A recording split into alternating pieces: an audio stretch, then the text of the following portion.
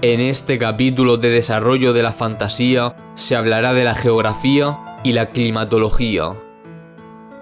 Cuando se trata de la geografía, lo más relevante son los accidentes geográficos. Y dentro de los accidentes geográficos, cada autor puede poner tanto detalle como quiera, aunque a modo personal, considero que los accidentes geográficos más importantes son las montañas, los ríos y los mares. Lo más interesante es la climatología, ya que es algo que puede afectar directamente a la historia. Para esta explicación voy a tomar como referente los climas de la Tierra. La Tierra puede dividirse en tres grandes zonas: zona cálida, zona templada y zona fría. Dentro de los climas cálidos se encuentran el ecuatorial, tropical y árido. Dentro de los climas templados se encuentran el mediterráneo, oceánico y continental. Dentro de los climas fríos se encuentran el circumpolar, polar y de montaña. Comenzamos con los climas cálidos. El clima ecuatorial es cálido y húmedo, muy favorable a la vida, aunque de difícil adaptación para los humanos. Ahí se desarrolla el bosque ombrófilo, con gran variedad de especies perennifolias, con árboles muy altos. Un ejemplo de este clima sería el Amazonas.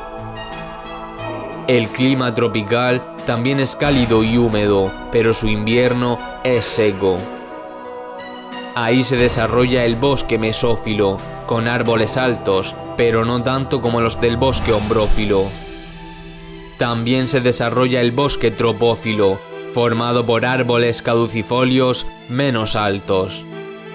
La sabana también se desarrolla aquí, y las hierbas crecen durante la estación húmeda. Ejemplos de este clima se pueden encontrar en América, África y Asia. El clima árido es cálido y seco. Hay distintos grados de aridez: semiárido, árido y desértico. En las regiones semiáridas y áridas hay una breve estación lluviosa, mientras que en las regiones desérticas pueden pasar muchos años sin que llueva. Ejemplos de este clima se pueden encontrar principalmente en África y en otros desiertos por el mundo. Continuamos con los climas templados. El clima mediterráneo es específico del mar Mediterráneo, aunque también se da en algunas otras pequeñas zonas concretas. La temperatura es agradable, con inviernos suaves y veranos cálidos. Aquí se desarrolla el bosque esclerófilo, adaptado a las condiciones de sequedad del verano. Ejemplos de este clima se pueden encontrar en toda Europa, cerca del mar Mediterráneo. El clima oceánico es templado y húmedo, con veranos frescos e inviernos fríos. Ahí se desarrolla el bosque caducifolio, compuesto de árboles planifolios. Ejemplos de este clima se pueden encontrar en el noroeste de Europa, cerca de la costa. El clima continental tiene inviernos largos y fríos y veranos cortos y templados, con precipitaciones normales. Aquí se desarrolla la taiga o bosque boreal, y cuando los veranos son más cálidos, se desarrolla la pradera.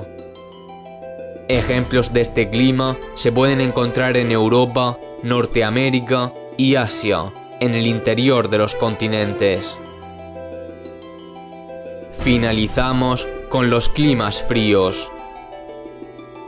El clima circumpolar es continental en el norte y oceánico en el sur, y son regiones donde se alternan periodos de hielo y deshielo, donde las precipitaciones son en forma de nieve. Su vegetación típica es la tundra, formada por musgos y líquenes. Ejemplos de este clima se pueden encontrar en los extremos norte y sur de los continentes. El clima polar es el más inhóspito, con frío perpetuo, con escasa precipitación y donde predomina el viento. Ejemplos de este clima se dan en el Ártico y en la Antártida.